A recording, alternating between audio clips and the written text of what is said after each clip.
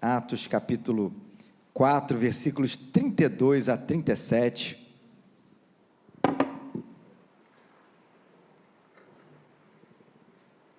Nós estamos aqui há algum tempo expondo, pregando em cima do texto de Atos dos Apóstolos. Então agora esse é o momento da gente expor esse texto tão belo, tão verdadeiro, e da gente anseia tanto vê-lo se tornar uma realidade. Diz assim a palavra do Senhor: a multidão dos que criam estava unida de coração e de propósito. Ninguém afirmava ser sua alguma coisa que possuísse, mas tudo era compartilhado por todos. E com grande poder os apóstolos davam testemunho da ressurreição do Senhor Jesus, e em todos a minha imensa graça, pois não existia nenhum necessitado entre eles, porque todos os que possuíam terras ou casas, vendendo-as, traziam o valor do que vendiam e depositavam aos pés dos apóstolos, e se repartia a qualquer um que tivesse necessidade. Então José, a quem os apóstolos chamavam Barnabé, que significa filho de consolação, levita, natural de Chipre, possuindo um terreno, vendeu, trouxe o dinheiro e colocou aos pés dos apóstolos. Gente, eu não costumo muito, inclusive, dar título para mensagem, para sermão, ou coisa parecida, tem até uma dificuldade nesse assunto, mas eu acho que se a gente pudesse olhar esse texto, e naturalmente, ou talvez instintivamente, a gente perguntar assim, qual seria o título desse sermão, ou qual seria o título dessa mensagem, assim, um resumo daquilo que podia nos inspirar esse texto, a gente podia dizer, concordar que é a igreja dos nossos sonhos? A multidão dos que criam estava unida de coração e de propósito, ninguém afirmava ser sua alguma coisa que possuísse, tudo era compartilhado por todos, não existia nenhum necessitado, a palavra de Deus era pegada com unção, era com poder. Vai me dizer que um texto desse, a gente não olha e fala assim, rapaz, eu queria estar numa igreja assim, eu queria que a Raízes fosse assim, eu queria que a igreja de onde eu saí fosse assim. E deixa eu dizer, até um pouquinho mais, entrando no nosso coração, não é apenas a igreja dos nossos sonhos, mas talvez seja a comunidade que a gente imagina, que a gente gostaria de estar.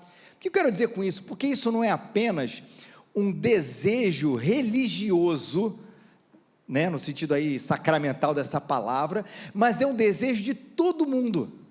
Lá no fundo, e a gente sexta-feira falou um pouquinho sobre cultura pop aqui na igreja, num evento aqui da rede, lá no fundo, a nossa cultura mesmo retrata esse anseio que a gente tem, de poder viver numa comunidade dessa maneira. Como é que a gente vê isso, e até a sexta-feira a mensagem foi um pouquinho sobre esse assunto, né? A cultura pop sendo um retrato dos nossos anseios, e também ela formadora dos nossos anseios. Quer ver uma série, gente, que retrata muito bem isso, fez sucesso por causa desse assunto, além de ser muito engraçada para aqueles que gostam, é o Friends, série dos anos 90. O que ela mostra ali? Umas amizades que com seus altos e baixos, mas todo dia trazia para quem assistia ou ainda assiste a série, uma ideia muito bacana. Já pensou se a gente todo dia vivesse com os nossos melhores amigos? Ainda que você não tenha visto ou não conhecesse, isso é uma coisa que instiga a gente. Sabe onde um pouco também a nossa vida cristã, onde isso é potencializado? No retiro. A gente volta de um retiro, seja adolescente, ou seja um adulto também, dizendo assim, caramba, seria tão legal se a gente vivesse isso todos os dias, ainda que eu tivesse que trabalhar, ainda que eu tivesse que fazer isso, fazer aquilo, mas eu tivesse esse senso de comunidade tão legal, de família. Quem é que não quer viver isso na sua vida? Sabe um outro momento onde isso é potencializado, e é estranho, mas você vai ver que essa sensação ela existe lá, em show. Principalmente em shows muito grandes, não daquele show que você fica meio sentado, e é estranho, por quê?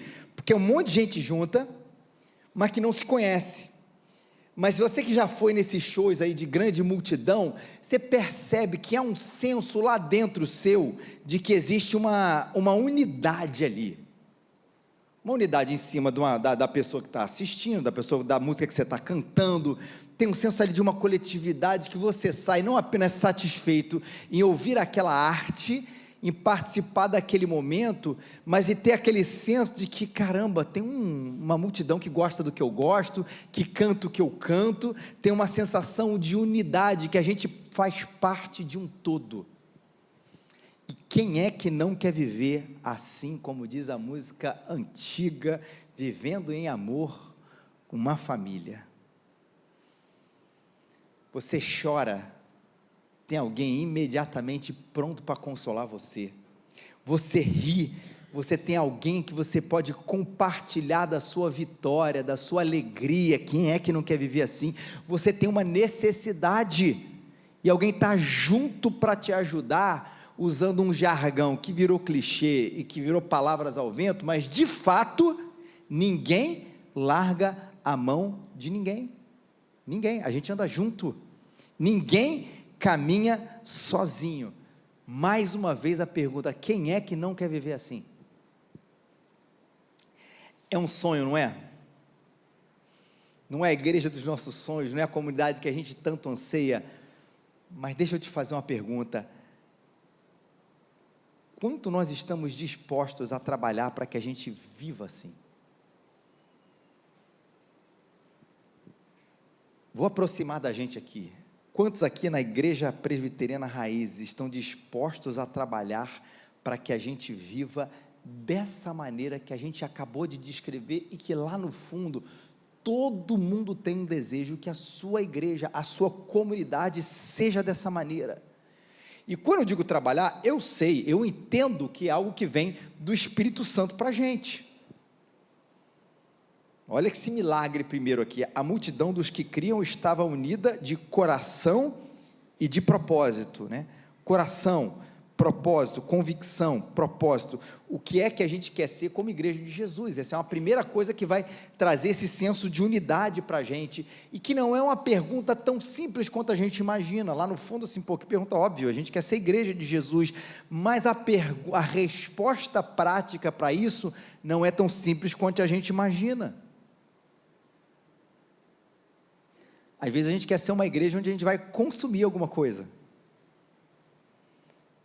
Às vezes é uma igreja onde a gente quer exortar, mas a gente não quer ser exortado. A gente quer que o outro seja exortado, mas que eu seja deixado em paz. A gente quer uma igreja onde a gente é servido, mas a gente não está tão disposto a servir. E quando a gente vai começar a olhar toda essa questão do propósito, a gente vai perceber que a resposta prática, não a resposta intelectual, a resposta que vem de primeira, ela não está sendo sempre igual. Todo mundo tem que estar unido nesse propósito aqui, né? Que é ver o nome de Jesus sendo glorificado, nós sendo discípulos e fazendo discípulos dele. E para aquela comunidade se tornou algo tão visceral, de que a unidade estava nesse processo, ou seja, a unidade não estava no que nós entendemos muitas vezes que é o valor da nossa unidade, ou o coração da nossa unidade, que é a nossa afetividade. Por que a gente é unido? Porque a gente se gosta.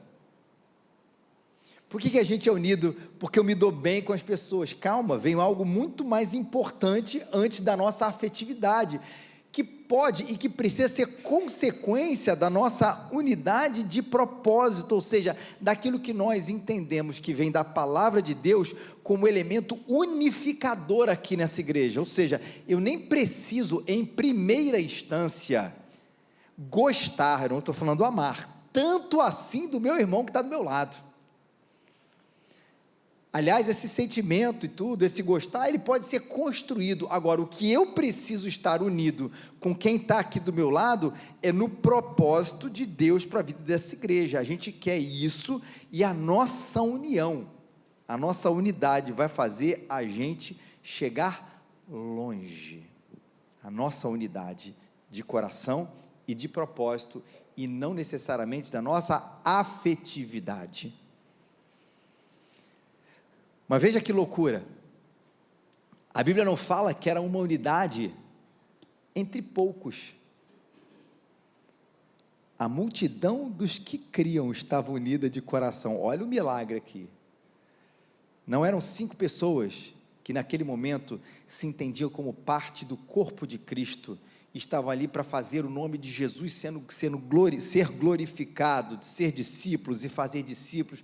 Não eram apenas alguns, a Bíblia descreve uma multidão de gente que estava crendo na mesma coisa e por isso era unida. E isso sim, só pode ser alcançado, gente, pela presença do Espírito Santo. Porque a presença do Espírito Santo, trazendo esse senso, trazendo essa realidade da unidade, vai fazer algo dentro de nós possível para que a gente viva assim, que é a sujeição do nosso próprio eu. Algo difícil. A sujeição dos nossos caprichos, a sujeição dos nossos detalhismos, para que a nossa unidade não fique em xeque em função de coisas pequenas, que cá entre nós, são normalmente as coisas que nos afastam tanto. São às vezes pequenos detalhes que fazem essa unidade ruir, principalmente porque nós somos filhos da nossa era, e a nossa era valoriza em primeiro lugar, não a coletividade, ela valoriza quem? O eu.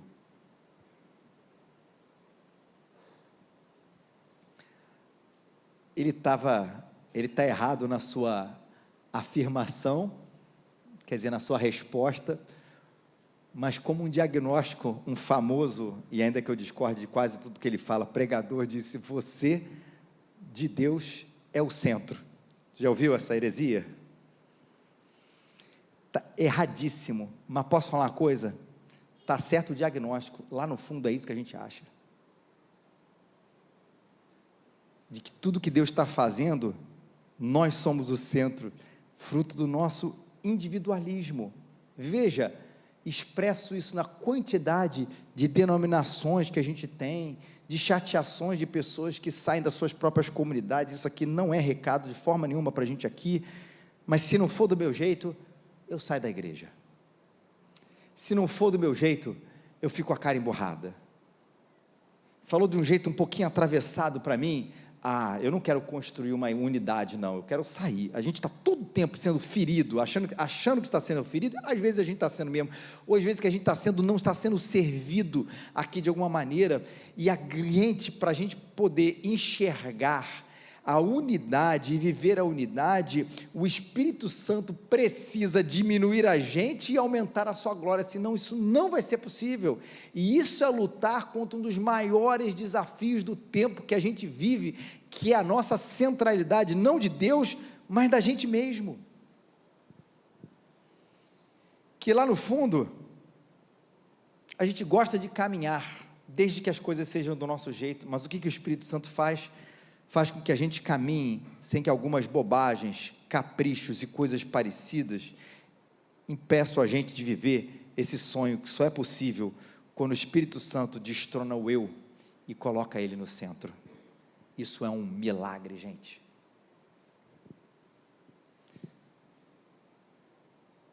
Um milagre que se concretiza. A multidão dos que criam estava unida de coração e de propósito. E como amor, unidade se dá de maneira prática, o que acontecia? Ninguém afirmava ser sua alguma coisa que possuísse, mas tudo era compartilhado por todos. Uma das coisas que essa generosidade prática, ela revela para nós, é dizer que essa partilha de bens, primeiro que não era, eu sei que esse tema acaba virando grande por causa dessa polarização, desse momento político que a gente vive já há algum tempo, mas isso não é a abolição da propriedade, e é uma partilha voluntária, o que torna o milagre maior ainda. Um dos comentaristas aqui desse texto, ele vai fazer um contraponto com uma outra comunidade, chamada comunidade de Qumran. Ele diz o seguinte, que essa comunidade de Qumran, localizada perto da costa noroeste do Mar Morto, diz, os essênios que viviam nessa comunidade renunciaram ao direito da propriedade privada, estabeleceram um fundo comum, distribuíram a cada membro uma parte igual para atender às suas necessidades. E ele diz, os cristãos em Jerusalém viviam pelo princípio da partilha voluntária de bens, para fortalecer a unidade e a harmonia da comunidade. Os essênios agiam em resposta a uma regra de compulsão criada pelo homem. E a parte importante, os cristãos agiam em obediência à lei do amor de Deus. Os cristãos praticavam o uso comum dos seus bens, não a propriedade em comum, ou seja, eles compartilhavam aquilo que eram seus, e não por uma força de uma lei que os obrigava. Naquele momento, você precisa compartilhar o que é seu, senão você vai ser expulso dessa comunidade. Não, a presença do Espírito Santo era tão notória, gerando amor na vida daqueles irmãos, que aquela partilha era voluntária. Eu desejo ver o meu irmão que está em necessidade sendo atendido. Eu desejo ver com que aquele que chora nesse momento, por alguma perda, pela falta de comida, pela falta disso, daquilo, que ele possa ser atendido, na medida em que eu posso compartilhar aquilo que eu tenho, de maneira generosa, e não apenas aquilo com que faltaria para mim, mas aquilo que me sobra, na verdade, mas aquilo que eu sei que vai atender o meu próximo, que precisa aqui da minha oferta, do meu feijão, do meu arroz, do meu bife, seja lá do meu ovo, o que for. E é bonito ver essa presença do Espírito Santo realmente trazendo essa generosidade prática. E olha, a necessidade física era vista, e acompanhada dessa necessidade física, a necessidade espiritual também não era negligenciada, pelo contrário. Nesse texto ele exalta essas coisas que às vezes a gente, na nossa contemporaneidade, quer deixar de lado. A igreja é um lugar de pregação, a igreja não foi feita para ajudar as pessoas, ou a igreja é um lugar de solidariedade. A pregação fica de lado. A igreja primitiva, que ele fala assim, não tem essa dicotomia, as duas coisas estão em realidade. Olha que belíssima essa partilha, e olha que belíssima também é o poder de Deus, e com grande poder os apóstolos davam testemunho da ressurreição do Senhor Jesus. Estava ali claro, duas realidades. Primeiro, a importância da pregação sobre a ressurreição de Jesus Cristo. O que estava no centro ali era esse Cristo crucificado, e a pregação desse Cristo crucificado pelo poder do Espírito Santo, que seria capaz de convencer as pessoas, converter as pessoas, para que a necessidade espiritual delas fosse realmente satisfeita.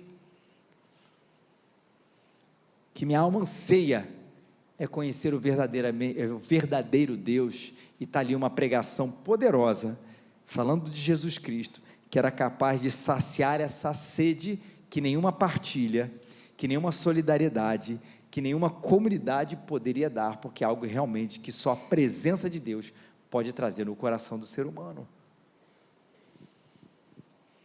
A salvação eterna desse ser humano, desse homem, dessa mulher, feita pela pregação do Evangelho, a salvação em Cristo Jesus.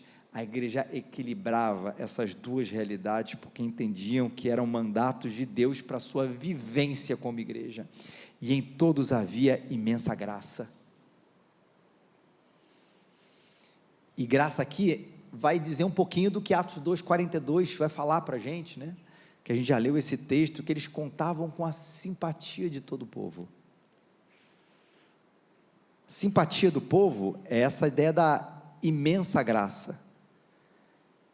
A sociedade, a cultura daquela época olhava para a igreja e via um amor que eles tinham uns pelos outros, pois, verso 34, não havia nenhum necessitado entre eles, porque todos os que possuíam terra ou casas, vendendo-as, traziam o valor do que vendiam e depositavam aos pés dos apóstolos, e se repartia a qualquer um que tivesse necessidade. O mundo olhava e falava assim, existe um verdadeiro amor nessa cidade, dentro dessa cidade, existe um verdadeiro amor nessa cultura, dentro dessa cultura, existe um verdadeiro amor nessa dimensão chamada igreja. Deixa eu conhecer eles um pouquinho mais de perto.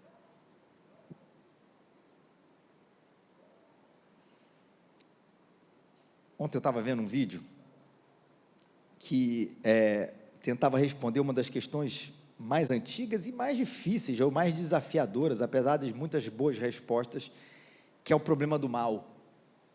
sei se você já ouviu falar sobre essa questão. Então, qual é o problema do mal, de onde ele vem, por que ele existe, por que ele é destruído, essa questão toda envolvida com o problema do mal.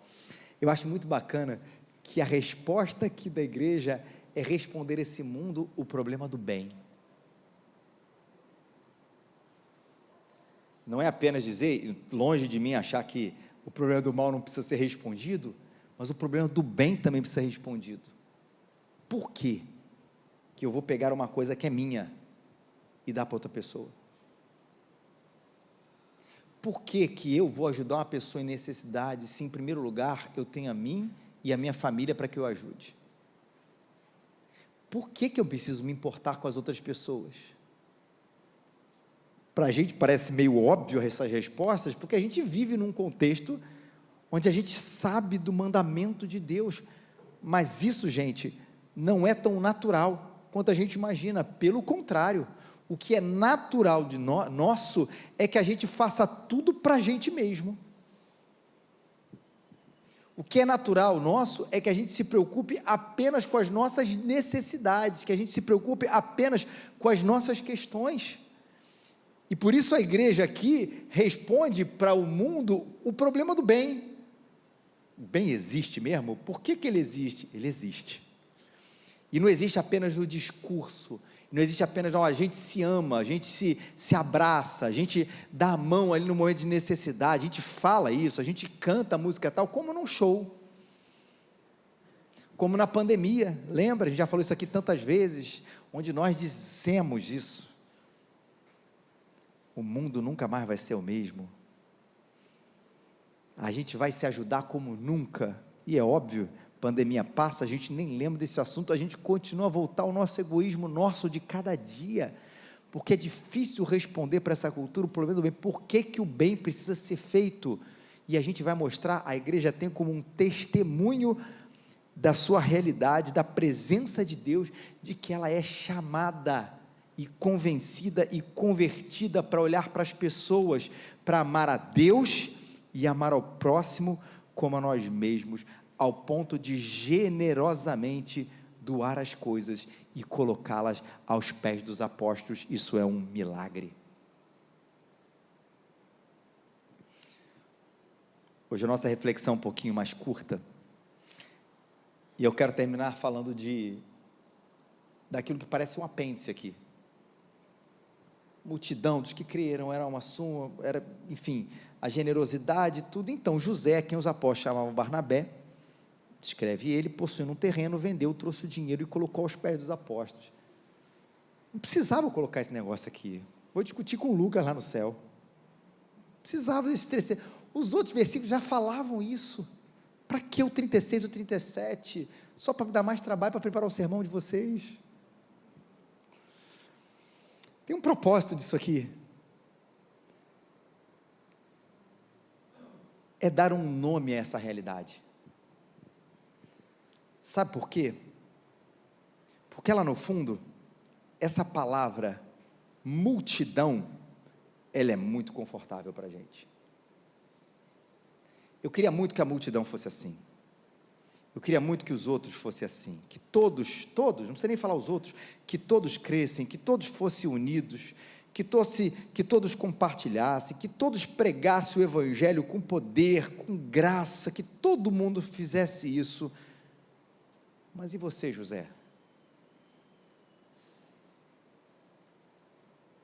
Ele foi falar de que aquilo não era apenas uma realidade utópica, mas tinha nome, e vamos botar assim, sobrenome. Esse homem chamado José, ele possui um terreno, vendeu, Barnabé, trouxe o dinheiro, colocou aos pés dos apóstolos. O desafio também é pessoal, não é para que a nossa coletividade viva assim, mas é para que você, com o seu nome, coloque aqui e fale, eu estou disposto a viver essa igreja, que não é dos meus sonhos, mas é dos sonhos de Deus. Estou disposto a sujeitar o meu coração, e os meus caprichos, para que a gente viva em unidade. Eu estou disposto a abandonar os meus propósitos individuais, mas colocar os propósitos de Deus no centro, para que a gente viva em unidade. Eu estou disposto a compartilhar aquilo que é meu, para que outras pessoas possam usufruir da bênção, na medida em que eu compartilhei aquilo que eu achava que era meu, e que na verdade é meu, Deus me deu de presente, mas eu voluntariamente, por amor, e pela presença do Espírito Santo, dou ao próximo, imitando o exemplo do nosso Salvador, que esvaziou-se, que humilhou-se, para que a gente pudesse ser servido por Ele, do nosso Deus, que entregou aquilo que Ele tinha de melhor, para que a gente pudesse ser servido, seu próprio Filho Jesus, para que a gente, salvo pelo poder do Evangelho, também pudesse imitar esse exemplo e viver dessa maneira comunitariamente, como Jesus viveu e Ele chama a gente a viver, uma vida de muito mais serviço, abnegação, amor e unidade, do que do eu, da individualidade, do individualismo e do nosso egoísmo. A gente ama esse texto, eu amo esse texto, e que o Espírito Santo nos dê o convencimento e a conversão de que é possível vivê-la, quando nós nos sujeitamos à presença maravilhosa de Deus, nos diminuímos, exaltamos Ele, para que a gente em luta, viva essa unidade desse texto. Que Deus te abençoe.